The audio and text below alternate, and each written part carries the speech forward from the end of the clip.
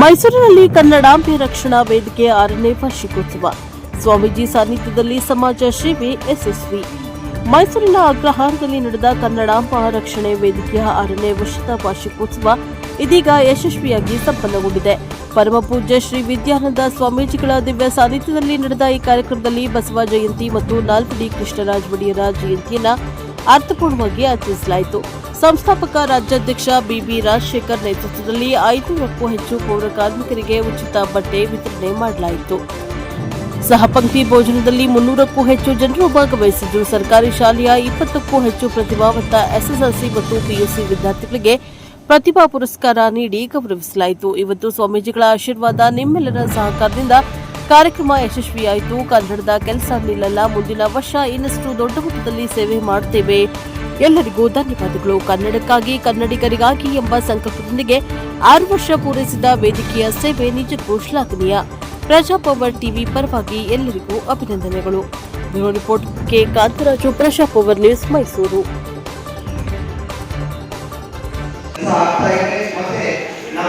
ದೇಶಕ್ಕೆ ಮುಂದಿನ ಭವಿಷ್ಯ ಸ್ಥಾಪನೆ ಆಗತ್ತೆ ಎನ್ನುವಂತ ಒಂದು ಕನಸನ್ನ ಕಂಡಂತವರು ವಿವೇಕಾನಂದರು. ಅಂತ ವಿಶೇಷತೆ ಇದೆ. ಇವತ್ತು ನಾವೆಲ್ಲರೂ ಬದುಕ್ತಾ ಇದ್ದೀವಿ, ನೆಮ್ಮದಿಯಾಗಿದ್ದೀವಿ ಅಂತಂದ್ರೆ ಅದಕ್ಕೆ ತಾಯಿ ಚಾಮುಂಡೇಶ್ವರಿ ಮತ್ತು ತನ್ನ ಮನೆಯ ಚಿನ್ನವನ್ನ ಅಡವಿಟ್ಟು ಇವತ್ತು ಹೋಗಬೇಕು, ಯಾವ ರೀತಿಯಲ್ಲಿ ಜೀವನವನ್ನ ನೋಡಬೇಕು.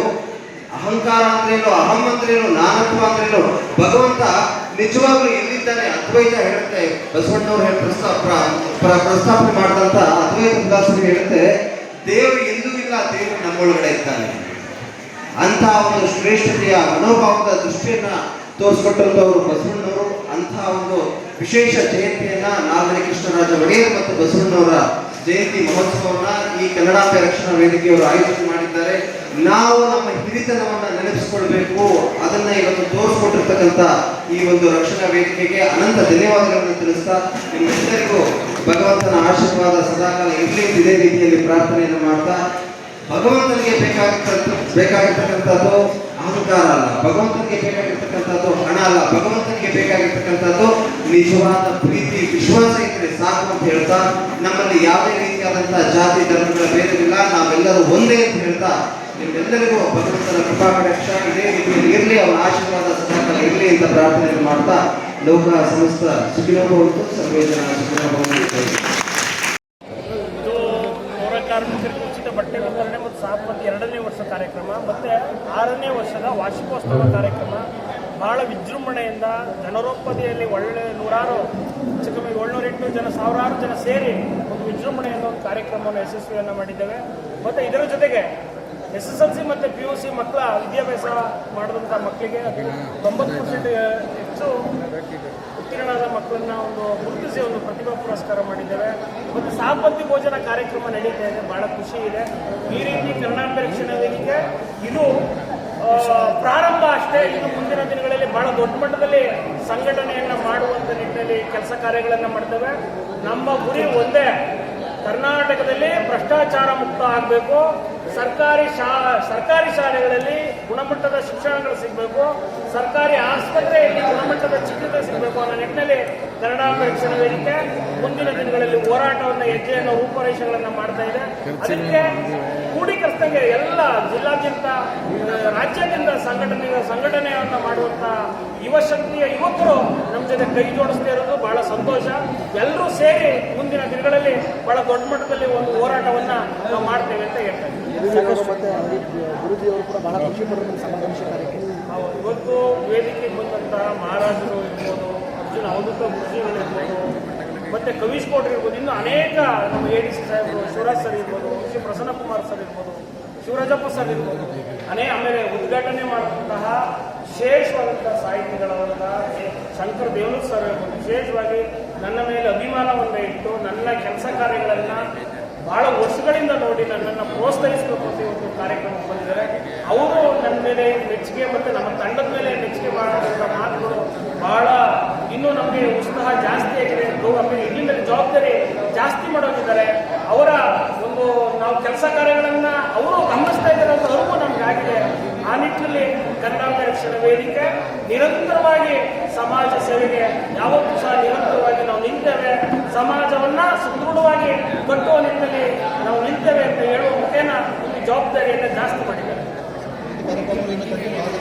ಸರ್, ಈ ರೀತಿ ಕಾರ್ಯಕ್ರಮಗಳು ಸತತವಾಗಿ ಪ್ರತಿ ವರ್ಷದಂತೆ ಕಂಟಿನ್ಯೂ ಆಗ್ತಾ ಇತ್ತು. ಆದರೆ ಇನ್ನು ಮುಂದಿನ ದಿನಗಳಲ್ಲಿ ಭ್ರಷ್ಟರ ವಿರುದ್ಧ ಹೋರಾಟಕ್ಕೆ ನಾವು ಹೆಜ್ಜೆಯನ್ನು ಹಾಕ್ತಾ ಇದ್ದೇವೆ. ಭ್ರಷ್ಟರನ್ನ ಸಿಂಹ ಸ್ವಪ್ನವಾಗಿ ಕಾಣುವಂಥ ನಿಟ್ಟಿನಲ್ಲಿ ಕೆಲಸ ಕಾರ್ಯಗಳನ್ನು ಮಾಡುವ ನಿಟ್ಟಿನಲ್ಲಿ ನಾವು ಹೋರಾಟವನ್ನು ಮಾಡ್ತೇವೆ. ಮೂಲ ಉದ್ದೇಶ ಗುಣಮಟ್ಟದ ಶಿಕ್ಷಣ ಸಿಗಬೇಕು, ಗುಣಮಟ್ಟದ ಚಿಕಿತ್ಸೆ ಸಿಗಬೇಕು ಅನ್ನೋದು ಮೂಲ ಧ್ಯೇಯವನ್ನು ಇಟ್ಕೊಂಡು ಹೋರಾಟ ಮಾಡ್ತೇವೆ. ಅದರ ಜೊತೆಗೆ ಸರೋಜಿನಿ ಮಹರ್ಷಿ ವರದಿ ಜಾರಿಗೆ ಆಗಬೇಕು ಅನ್ನೋ ನಿಟ್ಟಿನಲ್ಲಿ ಕನ್ನಡಾಂಬ ರಕ್ಷಣಾ ವೇದಿಕೆ ಬಹಳ ದೊಡ್ಡ ಮಟ್ಟದಲ್ಲಿ ಒಂದು ಹೋರಾಟಕ್ಕೆ ಸಜ್ಜಾಗ್ತಾ ಇದ್ದೇವೆ. ಆ ಸರೋಜಿನಿ ಮಹರ್ಷಿ ವರದಿಯನ್ನ ಈಗ ಸದ್ಯದಲ್ಲೇ ಜಾರಿ ಮಾಡುವಂತ ನಿಟ್ಟಿನಲ್ಲಿ ಆಗಬೇಕು. ಮೇಕೆದಾಟು ಈಗೇನು ಡಿ ಕೆ ಶಿವಕುಮಾರ್ ಮುಖ್ಯಮಂತ್ರಿಗಳಾಗಿದ್ದಾರೆ. ಮುಖ್ಯಮಂತ್ರಿಗಳು ಡಿ ಕೆ ಶಿವಕುಮಾರ್ ದೊಡ್ಡ ಮಟ್ಟದಲ್ಲಿ ಪಾದಯಾತ್ರೆಯನ್ನ ಮಾಡಿ ನಾವು ಅಧಿಕಾರಕ್ಕೆ ಬಂದಂತಹ ಸರ್ಕಾರ ಇವತ್ತು ಮೇಕೆದಾಟನ್ನ ಈ ಸರ್ಕಾರದಲ್ಲಿ ಮೇಕೆದಾಟನ್ನ ಕನ್ನಡಿಗರ ನೀರನ್ನ ಉಳಿಸುವಂತ ನಿಟ್ಟಿನಲ್ಲಿ ಆಗಬೇಕು, ಮೇಕೆದಾಟು ಯೋಜನೆ ಆಗಬೇಕು ಅನ್ನೋ ನಿಟ್ಟಿನಲ್ಲಿ ಒಂದು ಹೋರಾಟಕ್ಕೆ ಮುಂಚೂಣಿಯನ್ನ ಮಾಡ್ತಾ ಇದ್ದಾರೆ. ಧನ್ಯವಾದಗಳು. ಇವತ್ತು ಕಾರ್ಯಕ್ರಮಕ್ಕೆ ನಾವು ಈ ವರ್ಷ ಅವರ ಕಾರ್ಯಕ್ರಮವನ್ನು ಬಂದಿದ್ದೇವೆ. ಅವರ ಗುರಿ ಏನಪ್ಪ ಇವತ್ತು ಅಂತಂದರೆ ಕನ್ನಡಿಗರಿಗೆ ಕರ್ನಾಟಕದಲ್ಲಿ ಕನ್ನಡಿಗರಿಗೆ ಸಾರ್ವಭೌಮವಾಗಿರಬೇಕು. ಕರ್ನಾಟಕದಲ್ಲಿ ಏನಾರ ಕನ್ನಡ ಅಂತ ವಿಚಾರ ಬಂದಾಗ ಇವರು ಈ ವೇದಿಕೆ ಕನ್ನಡ ಪರವಾಗಿ ಕೆಲಸವನ್ನು ಮಾಡ್ತಾ ಇದೆ. ಅದ್ರ ಜೊತೆಗೆ ಇವತ್ತೇನೊಂದು ಈ ಒಂದು ಕಾರ್ಯಕ್ರಮದ ಉದ್ದೇಶ ಏನಿತ್ತು, ಕೃಷ್ಣರಾಜ ಒಡೆಯವರ ಜನ್ಮದಿನ ಏನಿತ್ತು, ಇದು ಮತ್ತು ಬಸವಣ್ಣನವರ ಜನ್ಮ ಎರಡೂ ಆಚರಿಸ್ತಕ್ಕಂಥದ್ದು. ಒಬ್ಬರು ಸಮಾಜ ಸುಧಾರಕರು, ಒಬ್ಬರು ರೈತರಿಗೆ ಮಹತ್ವವನ್ನು ಕೊಟ್ಟಂಥ ಧೀಮಂತ ನಾಯಕರು ಕೃಷ್ಣರಾಜ ಒಡೆಯವರು. ಅವತ್ತು ಏನೊಂದು ಈ ಕನ್ನಂಬಾಡಿ ಕಟ್ಟೆಯನ್ನು ಕಟ್ಟಿಸೋಕ್ಕೆ ಅವರು ಇಡೀ ಒಂದು ಕುಟುಂಬ ಅವರ ಚಿನ್ನಾಭರಣವನ್ನು ಮಾರಿ ಸಹ ಇವತ್ತು ಏನು ಮಾಡಿದ್ರು, ಅವರು ದೂರದೃಷ್ಟಿ ಇಟ್ಕೊಂಡು ಏನು ಮಾಡಿದ್ರು ಇವತ್ತು, ಅದು ಇವತ್ತು ಈ ಮೈಸೂರು ಜಿಲ್ಲೆ ಇರ್ಬೋದು, ಮಂಡ್ಯ ಜಿಲ್ಲೆ ಇರ್ಬೋದು, ಇವತ್ತು ರೈತರು ನೆಮ್ಮದಿಯಾಗಿ ಜೀವನ ಮಾಡ್ತಾ ಇದ್ದಾರೆ ಅಂತಂದರೆ ಇದಕ್ಕೆ ಪ್ರಮುಖ ಕಾರಣ ಕೃಷ್ಣರಾಜ ಒಡೆಯವರು. ಈ ಒಂದು ಉದ್ದೇಶವನ್ನು ಮಾಡಿದಂಥ ಅವರ ಜನ್ಮದಿನವನ್ನು ಅರ್ಥಪೂರ್ಣವಾಗಿ ಮಾಡ್ತಾ ಇರ್ತಕ್ಕಂಥದ್ದು. ಅದ್ರ ಜೊತೆಗೆ ಇವತ್ತೇನೋ ಒಂದು ಕಾರ್ಮಿಕರಿಗೆ ಉಚಿತವಾಗಿ ಬಟ್ಟೆ ಕೊಡೋದಂಥದ್ದು, ಅವರಿಗೆ ಉಚಿತವಾದ ಊಟದ ವ್ಯವಸ್ಥೆಯನ್ನು ಮಾಡಿರ್ತಕ್ಕಂಥದ್ದು. ರಾಜಶೇಖರ್ ಅವರ ವೈಯಕ್ತಿಕವಾಗಿ ಅವರ ಕುಟುಂಬಕ್ಕೆ ದೇವರು ಆಯುಸ್ಸು ಆರೋಗ್ಯವನ್ನು ಕೊಟ್ಟು ಇನ್ನೂ ಹೆಚ್ಚಿನ ಸೇವೆ ಮಾಡಲಿಕ್ಕೆ ಅವರಿಗೆ ತಾಯಿ ಚಾಮುಂಡೇಶ್ವರಿ ಆಶೀರ್ವಾದ ಮಾಡಲಿ ಅಂತೇಳಿ ಸಂದರ್ಭದಲ್ಲಿ ಕೇಳ್ತಾರೆ.